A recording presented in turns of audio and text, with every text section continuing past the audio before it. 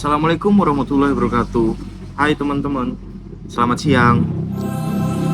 Di sini saya selaku moderator dari kelompok 4. Pada kesempatan kali ini, kelompok kami akan membahas tugas dari mata kuliah Manajemen Tata Ruang Rumah Sakit dengan judul Analisis Strategis dan Rekomendasi Layout IGD Rumah Sakit Sejahtera menggunakan metode SLP.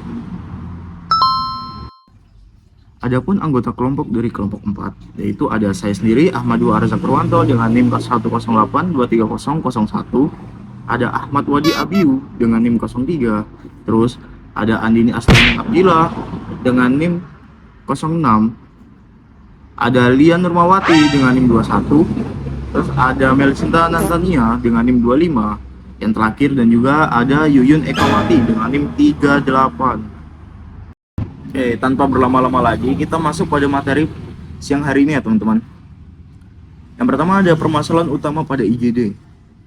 Jadi, permasalahannya itu waktu tunggu pasien mencapai 55 menit. Penyebabnya, alur pelayanan panjang dan perpindahan pasien menjadi lambat. Dampaknya, pelayanan pasien menjadi terlambat. Permasalahan yang kedua yaitu bor ruang observasi mencapai 110%. Penyebabnya itu kapasitas ruang observasi tidak mencukupi. Dampaknya terjadi overcrowding. Terus permasalahan selanjutnya, koridor yang sempit. Penyebabnya itu lebar koridor hanya 1,5 meter. Dampaknya troli sulit untuk berpapasan. Terus permasalahan berikutnya yaitu jalur pasien bercampur dengan keluarga. Penyebabnya itu tidak ada pemisahan sirkulasi. Dampaknya kepadatan pelayanan. Selanjutnya, ruang triase jauh dari pintu ambulans. Penyebabnya itu, tata ruang belum strategis. Dampaknya, penanganan pasien kritis menjadi terlambat. Terus permasalahan selanjutnya, jarak antar bed itu terlalu dekat. Penyebabnya, ruang observasi yang terlalu kecil. Dampaknya, resiko infeksi silang meningkat. Yang permasalahan terakhir, yaitu ruang tunggu keluarga berada di jalur pelayanan. Penyebabnya itu penempatan ruang tidak tepat, terus dampaknya itu menghambat mobilisasi tenaga kesehatan. Selanjutnya, pada slide yang ada di belakang saya ini, itu merupakan gambar layout IGD pada saat ini. Yang dimana layout IGD saat ini masih belum efisien, karena alur pelayanan pasien saling bertabrakan dengan jalur keluarga pasien. Koridor utama hanya memiliki lebar 1,5 meter, sehingga menyebabkan kepadatan dan menghambat mobilisasi troli maupun tenaga kesehatan. Posisi ruang triase juga masih kurang strategis karena berada cukup jauh dari pintu ambulans, sehingga penanganan pasien emergensi menjadi lebih lambat. Selain itu, ruang observasi memiliki kapasitas terbatas dan berada cukup dari ruang tindakan, sehingga perpindahan pasien menjadi kurang efektif. Selanjutnya, pada slide ini kami menganalisis kondisi overcrowding dan koridor pada ruang instalasi gawat darurat. Pada bagian overcrowding ruang observasi dapat dilihat bahwa ukuran ruang observasi hanya 5x4 meter dengan kapasitas hanya 4 bed. Jarak antar bed juga cukup sempit, yaitu sekitar kurang lebih 1,2 meter, dan bor mencapai 110%. Hal ini menunjukkan bahwa jumlah pasien yang dirawat sudah melebihi kapasitas ruang observasi yang tersedia. Dampak dari kondisi tersebut adalah terjadinya penumpukan pasien, meningkatnya resiko infeksi silang, dan monitoring pasien menjadi lebih sulit dilakukan. Pada analisis koridor dapat dilihat bahwa lebar koridor hanya 1,5 meter, sehingga troli sulit berpapasan dan jalur evakuasi tidak optimal. Berdasarkan hasil analisis ini, dapat disimpulkan bahwa overcrowding pada ruang observasi dan keterbatasan lebar koridor menjadi salah satu faktor yang mempengaruhi efektivitas pelayanan di instalasi gawat darurat. Selanjutnya, pada slide ini kami menganalisis alur pelayanan pasien di instalasi gawat darurat.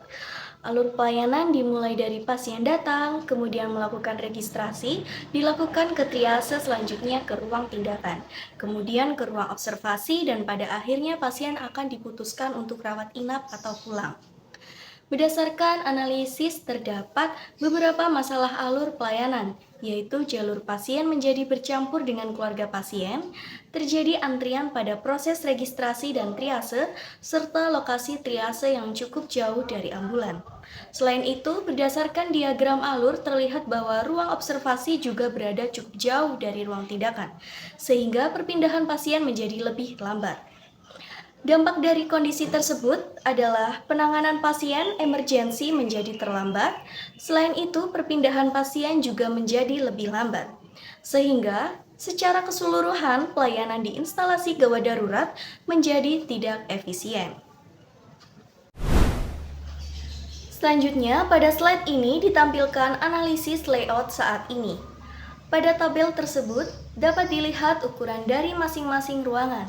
Adapun ruang registrasi memiliki luas 12 meter persegi, selanjutnya ruang triase memiliki luas 9 meter persegi, ruang tunggu keluarga memiliki luas 12 meter persegi.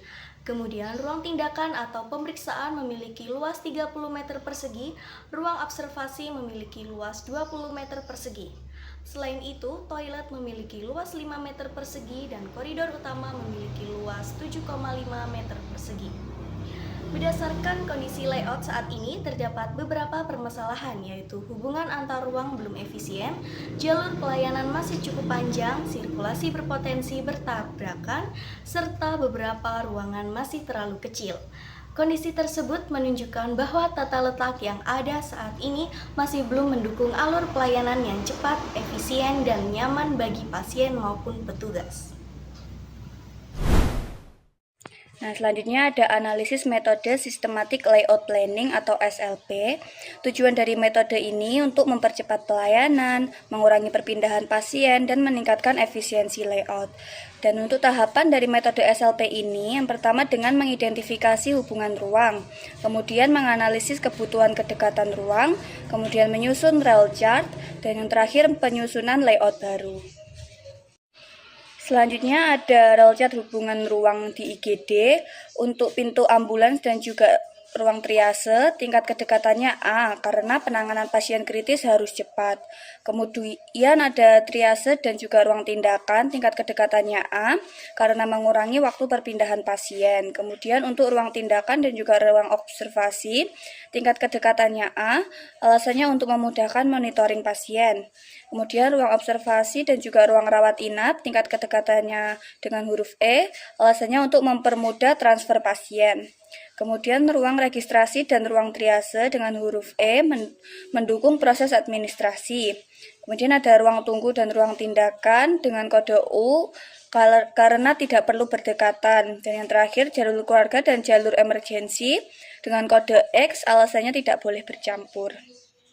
Nah, di sini tersedia gambar rail chart hubungan ruang IGD Rumah Sakit Sejahtera dengan keterangan tingkat kedekatan huruf A yang sangat penting, huruf E penting, huruf I cukup penting, huruf U tidak penting, huruf X tidak diinginkan, dan strip tidak berhubungan. Rail chart menunjukkan hubungan kedekatan antar ruang pada instalasi gawat darurat. Ruang dengan kode A harus berdekatan seperti ambulans, triase, dan ruang tindakan untuk mempercepat pelayanan pasien emergensi. Sedangkan jalur keluarga dan jalur emergensi tidak boleh bercampur agar pelayanan lebih efektif.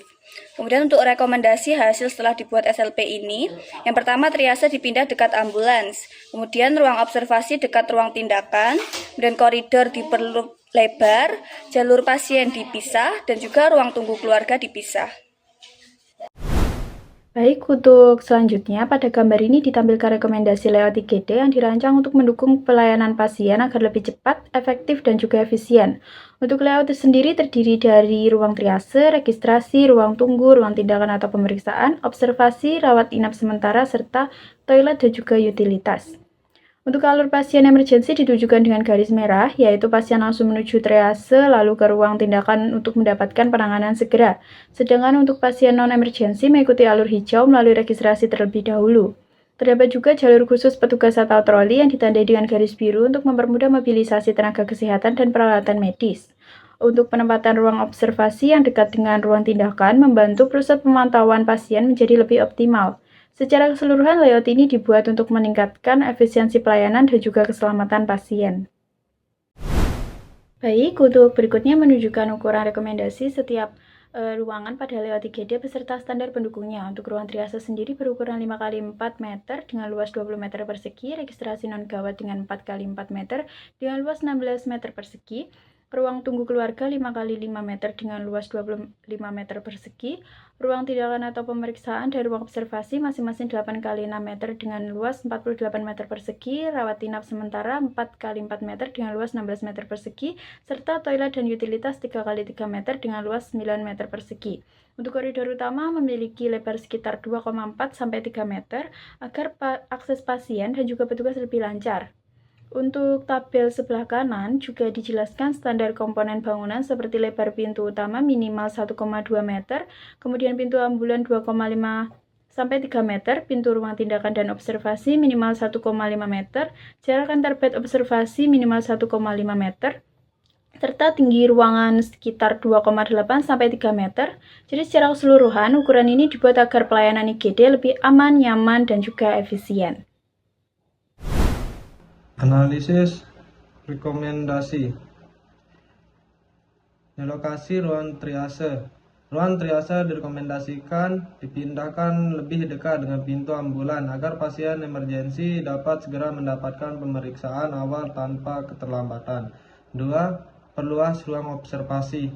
Ruang observasi diperbesar dari kapasitas 4 bed menjadi 8 bed untuk mengurangi overcrowding dan menurunkan bor yang sebelumnya mencapai 110%. 3. Pelebaran koridor. Koridor utama diperlebar menjadi 2,4 sampai 3 meter agar troli pasien dapat berpapasan dengan aman serta mempercepat mobilitas tenaga kesehatan. 4. Pemisahan jalur pelayanan.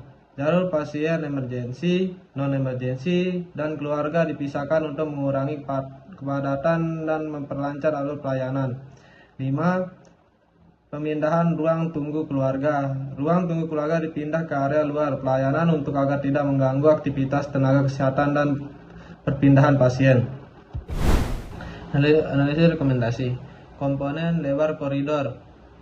Layout saat ini 1,5 meter, tata letak rekomendasi 2,4 sampai 3 meter, dasar regulasi Permenkes nomor 24 tahun 2016 tentang persyaratan teknis bangunan dan persyaratan rumah sakit.